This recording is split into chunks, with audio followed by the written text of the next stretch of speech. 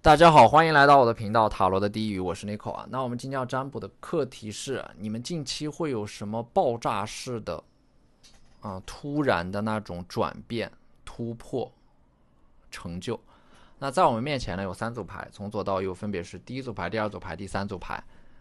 大家可以根据你们的直觉选择和你们连接最紧密的一组牌。稍后的话我会做出一个解读。那么大家在选牌的过程当中，可以在弹幕上打出领取好运，来领取你们的专属好运。好，那我们现在可以开始选牌了。大家好，欢迎来到第一组牌啊！第一组牌，首先我们抽到的是 Second House 啊，所以说这组牌你们的突破和成就可能会和你们拥有的某种物质财富有关。那么意味的是你们近期的身价、自我个人价值或者说拥有的这种资产会升值，投资或者是收藏的东西可能价值上有一个剧烈的波动和变化。而这张牌也意味的是你们近期会实现一种个人经济上的完全独立，并且所拥有的资产会大幅升值啊！可能有人还会购置一些很贵重的艺术品。抽到这张牌，有人还会乔迁新居，或者说有打算购买、置换或者说投资房产。那么第二宫呢，它也象征的是你们可能近期会实现某种被动收入啊，就是可以不依靠劳动和工作来赚取财富，而是通过自身的某种固定资产实现钱生钱。你们近期会有这方面的思维上的转变啊，这意味的是你们的财富增长会从一个线性变成一种爆炸式的指数增长，因为你们的思维发生了改变啊，可能还会有一些资源层面的置换和合作。第二张牌是 Mercury Retrograde，第二张牌是 Mercury Mind，水星落在第二宫的话呢，可能你们会依靠自己敏锐的洞察力和分析能力，发现一些别人忽略掉的隐藏的财富机会啊。水星的话，可能也是会利用自身的某种认知、思维和技能，利用智慧去赚钱，而不是通过出售自己的时间和体力。运用思维去赚钱，它是更高效的，用一种更聪明的方式赚钱，更高效率的去赚钱。第三张牌是第10宫啊，我觉得这组牌的话，你们可能在事业上会有一个很大的突破和成就，可能是在一个商业竞争当中，你们会拔得头筹啊，取得一个比较靠前的名次，或者说脱颖而出。有人可能会在事业上面升职加薪，获得贵人的赏识，要么就是你们近期会完成一个很重大的项目，让你们收获了很多的关注和掌声。也可能是通过自己的核心优势啊，去打造一个属于自己的生产资料，能够源源不断的为你们产生被动式的收入和资产的这么一个商业模式。总而言之呢，这张第10宫啊，你们近期的事业、学业、个人发展会有一个高歌猛进的趋势，并且在事业方面呢，近期你们可能会找到一个发力点吧，就是你们知道怎样做能够事半功倍。你们的努力事实上会比你们预期当中得到更多的回报啊，它是用一种更聪明的方式去实现自己的目标。而第4张牌呢 Provoker 啊，就是有一些事情陷入到僵局的时候，可能会有另外的一件事情突然的爆发，从而把那个陷入僵局的事情解决掉，或者说给你们带来某种启发。它是有一种怎么说呢？它就是有一个意料之外的变量会加入，它是你们没有意识到的，但是这个变量反而会给某个陷入到僵局的事情带来解决的希望啊，就是有点不按常理出牌的那种感觉啊，打乱了整个局面，但是却意外的出现了一个就是解决问题的出口吧。这张牌它是有一些，我觉得是有一些不可思议的转折，就是你们以为发生的一些不好的事情，但是在这些事情背后反而会有一些对你们有利的东西会出现。而且呢，这张牌的话可能暗示着某种风险，它隐藏在暗处不易察觉，但这种风险它近期可能会暴露一个苗头，并且在它还没有造成更重大的损失之前，你们就会提前的觉察到，把这个风险或者说苗头扼杀在摇篮当中啊。这个圣杯女皇和这个女皇牌两张牌结合到一起的话呢，我觉得你们近期的个人魅力会很强，就是利用自身的个人魅力、人际交往当中的智慧去解决一些问题很聪明的用很智慧的方式去解决它们。或者说有人会被你们的个人魅力所吸引，来主动的追逐你们啊，向你们抛来橄榄枝啊。你们可能会利用自己的影响力，找到解决某个问题、某件事情的捷径，或者说利用自身的影响力去组一个局，进行某种资源上的整合。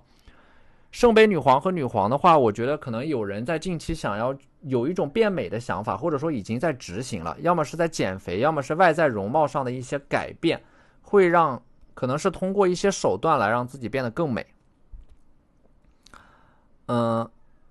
这个的话会让你们自身就是内在和外在，我觉得都会有一个变化，而且是不小的变化。内在的话会变得更有气势，更自信，更从容啊。可能也是因为某件事情取得了一个比你们预想当中更好的结果，让你们对自己的能力和个人魅力有了更强的信心，从而形成了一个正向的循环。圣杯五的话呢，我觉得这张牌可能近期会有一个意想不到的人来联系你们，就是说你们觉得有这么绝对不可能的一个人会给你们再次发来消息啊，而且这个人发来的消息可能代表的是某种关系的修复，要么就是雪中送炭。圣杯国王的话呢，可能近期会出现一个很温柔的人吧，很疗愈的人，他是一个水象特质啊，巨蟹、天蝎或者说双鱼。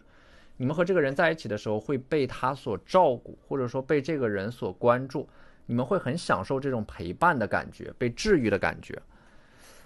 圣杯七的话呢，我觉得近期的成就可能是你们突破了一直以来的迷茫和恐惧啊，大胆的去执行了你们内心当中一直想做但是又没有做的一件事情，或者说一个决定。你会发现你们的身上有着远超于你们自身想象的勇敢，这种勇敢它不是天不怕地不怕，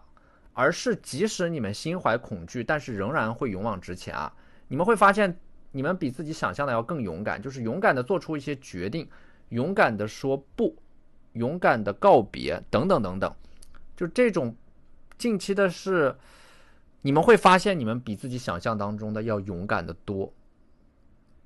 战车牌呢，它也是一种就是大力出奇迹的感觉吧。有些事情你们没有想太多，直接去做，反而会收获到预期之外的一些东西吧。如果你们就比你们过度的准备，瞻前顾后来的更有效率，结果反而还会更好啊。这张牌也是告诉你们要直接一点，去打直球，就是直接的说出你们的需求和想法，直接的去做某件事情，就不要尝试着怎么说呢？就是说，你们可能有的时候会把简单的东西想得很复杂，但是实际上这张牌告诉你们，越简单越好，越简单的东西它就是越高效的。所以说，尽可能的让自己简单一点，越简单，越有可能去达成你们的目标，越有可能去产生某种突破，或者说某个问题的解法根本没有你们想的那么复杂，就直接去做，去行动，这个问题自然而然就会迎刃而解。比你们包括这个人际关系也是如此啊，就是打直球，直接对一个人说出你们的想法，比你们一直来来回回的旁敲侧击的去试探效果要更好。圣杯十的话呢，这张牌有一种终成眷属的感觉吧，可能说你们近期会发现会和一个人关系发展的很快，或者说有很多的这种沟通，让你们突然的能够了解到一个人。这个人可能之前一直在你们的通讯录里边，但是你们没有机会去和他建立这种联系啊。圣杯十会有，而且这张牌也是有新的生命会诞生啊。要么就是你们周围的人可能会怀孕，你们会突然的得到这个消息，这个会有新生命的降临啊，冲散一些负面的能量和运势，带来新的希望啊。这张牌也意味的是某件事情马上要出结果了。而且这个结果能够带你们告别过去，走入到人生的新的篇章当中。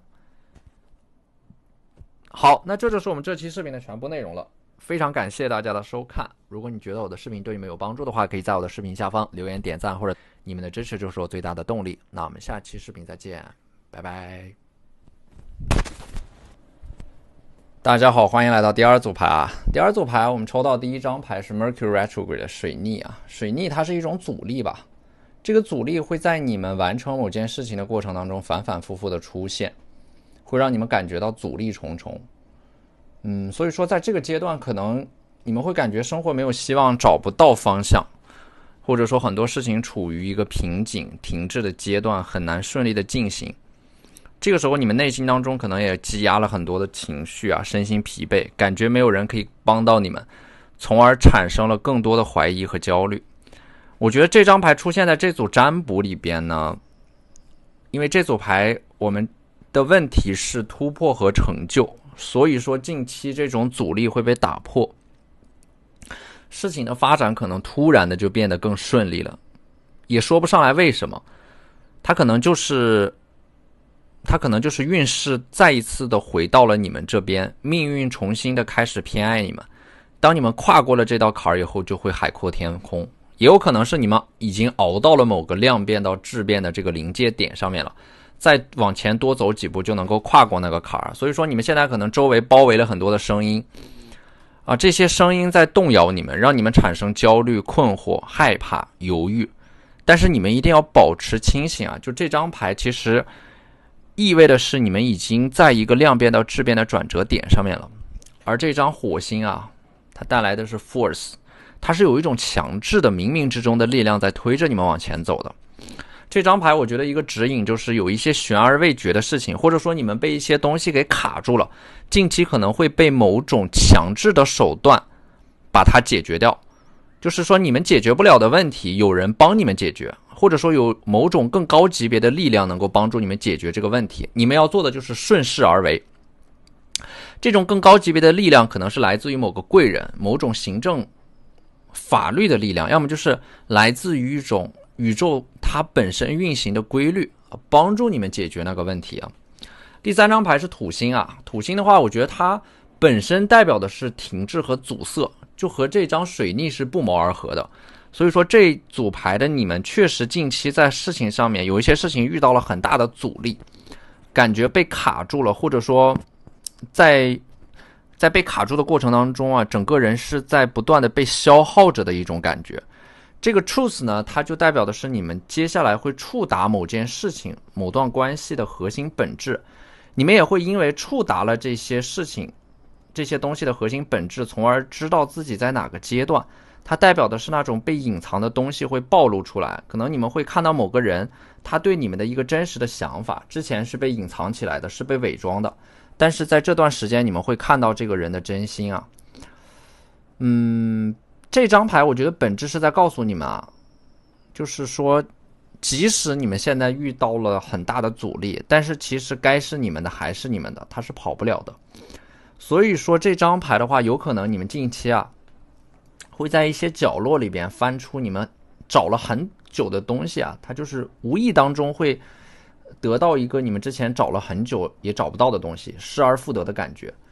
然后我们抽到的这张第五宫 creativity 啊，它是一种灵感和创造力的涌现，会有很多想法，或者说你们打算去做一件事情，这件事情它适合创造内容，会和内容设计某种手工制作有关，就是你们近期的创作力啊才华会有一个大的爆发，很强烈的创作欲望，你们之前可能也没有意识到自己的内在的这种天赋。近期的这种灵性智慧包括创造力的大爆发，会让你们看到未来从事某种工作或者说某个行业的可能性。 Creativity 也代表的是一些事情可能会以一种意想不到的方式达成你们的目的，但是达成那个目的的方式可能会和你们期待的不太一样。这个好消息就是你们最终还是能够达成那个原来的目标的。权杖七的话呢，近期你们可能会在压力之下有一个大的爆发，就是越焦虑压力越大，你们自身的潜力会被激活的越彻底，也就是说你们会顶住压力迎难而上，去搞定一个很困难的事情，很棘手的问题会被你们解决掉，或者说你们会在很多人的关注下把一件事情做成，有这么一个契机把你们推到了一个很重要的位置上面。所以说你们近期啊，可能说有一些事情在冲破了这种阻力之后，会变得异常的顺利，好像人生来到了快进模式一样，甚至会让你们有一点恍惚，就是你们要有一种准备，就这种爆发是突然而来的，它会给你们带来大量的馈赠和恩赐。第二张牌是节制啊，节制的话，我感觉就是你们在享受到了一些物质层面带来的快乐之后啊，可能会迅速的陷入到某种空虚当中。你们可能会转变自己的生活模式，有一点变得清心寡欲的感觉，或者说去转而追求某种精神层面的修行啊，而这种精神上的快乐带来的愉悦是更持久的。它的这种就这组牌的这种突破啊，它可能是更抽象的，就是说在你们拥有了一切你们想拥有的东西之后啊，会换一种活法，好像一夜之间变了一个人似的，就你们身体里可能住着一个老灵魂，在经历了一些极高密度的能量、人事物之后，你们整个人有一种历尽沧桑的感觉，并且会超脱于物质之上，去追逐某种形而上的精神层面的东西。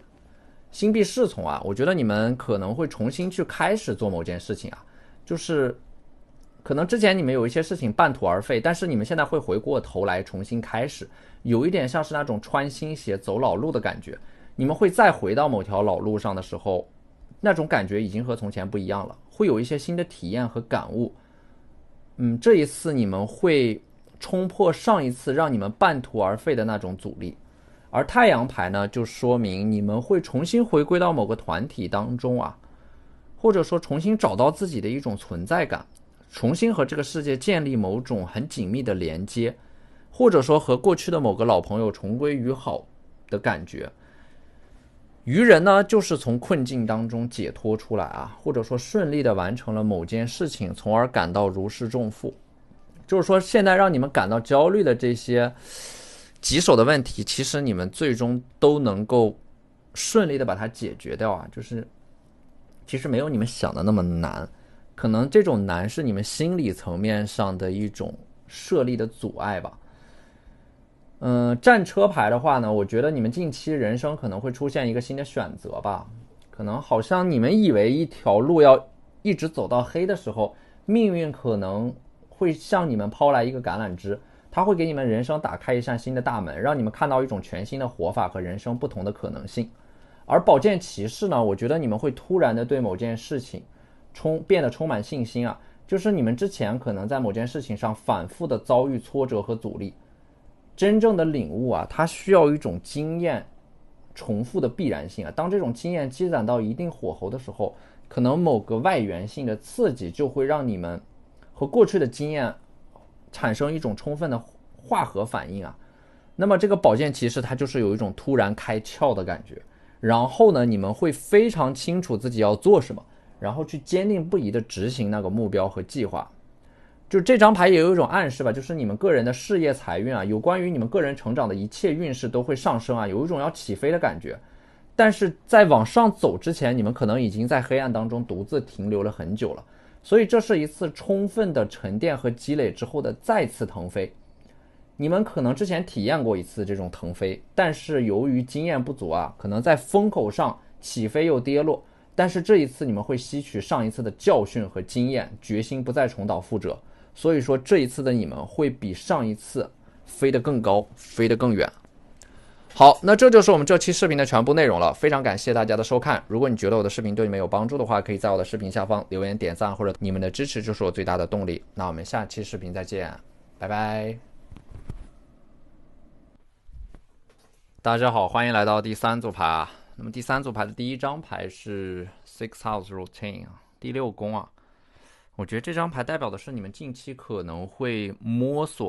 逐渐的摸索到某件事情的规律、模式和套路。你们可能会利用这种规律啊，或者说得到的一些方法，从中获益。可能这张牌的另一个指引就是你们近期会养成某种好习惯。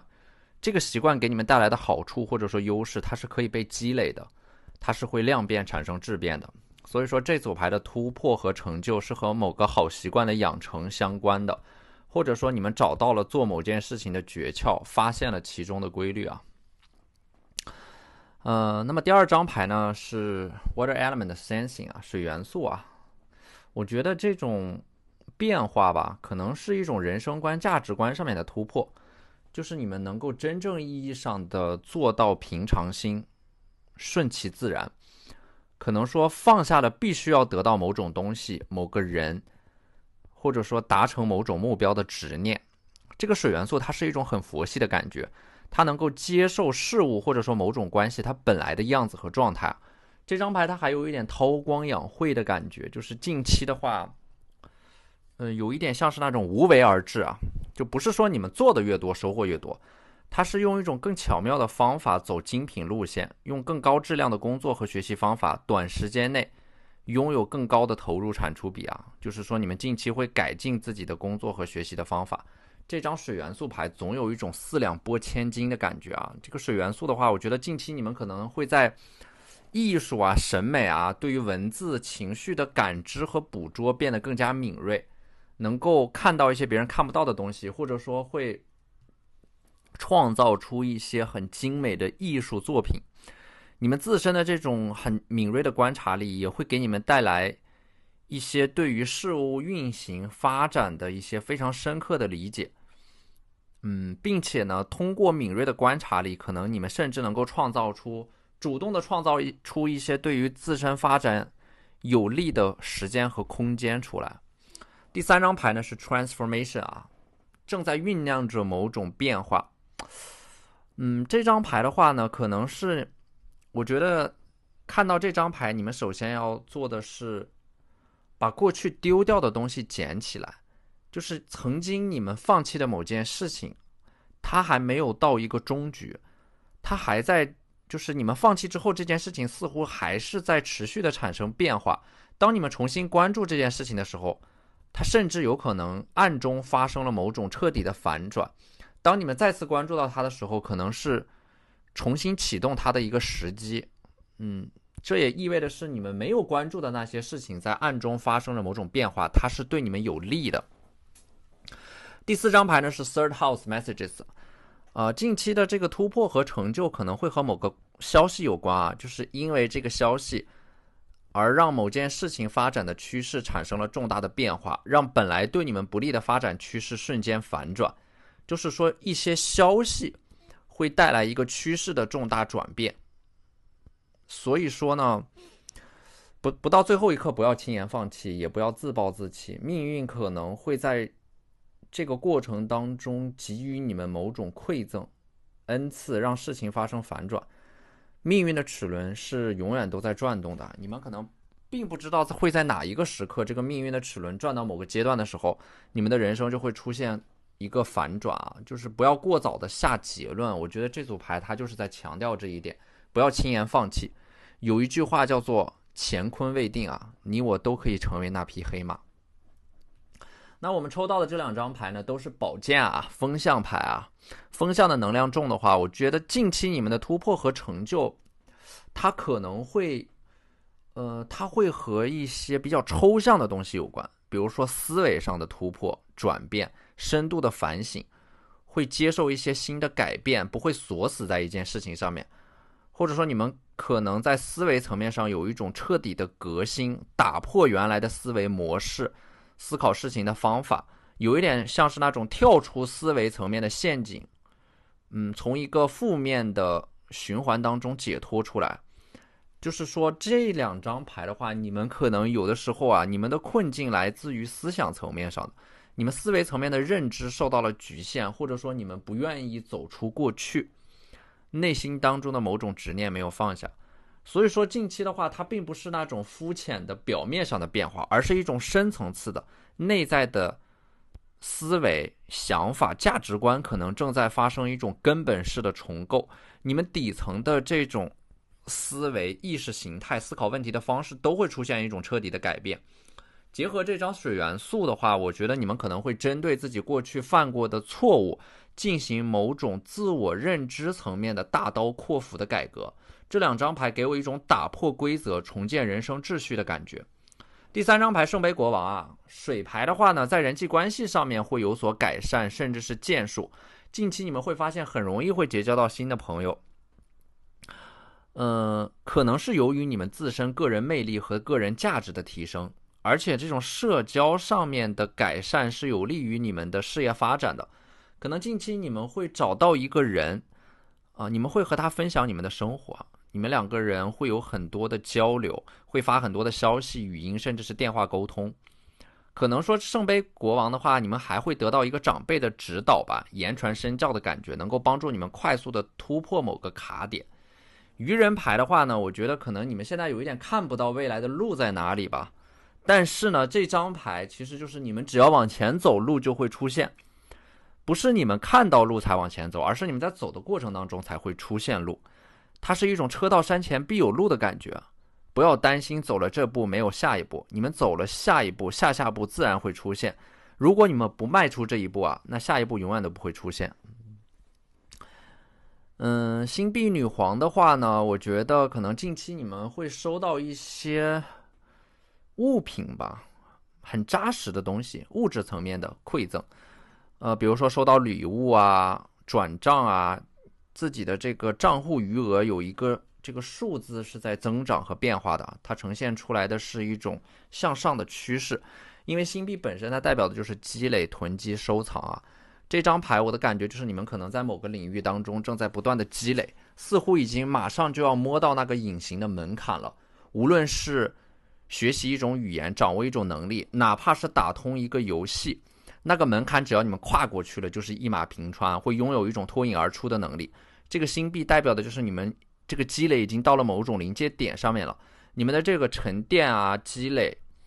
在接下来有一个现实层面的突破和爆发，会把你们推到某种你们之前不敢想象的位置上，或者说类似于发布了某个作品。因为这个水元素就是你们近期会有很多的灵感想要去创造，而这种创造呢，在现实层面上，你们发布的这个作品可能会收获大量的关注、支持、拥护，或者说这个作品会让你们的影响力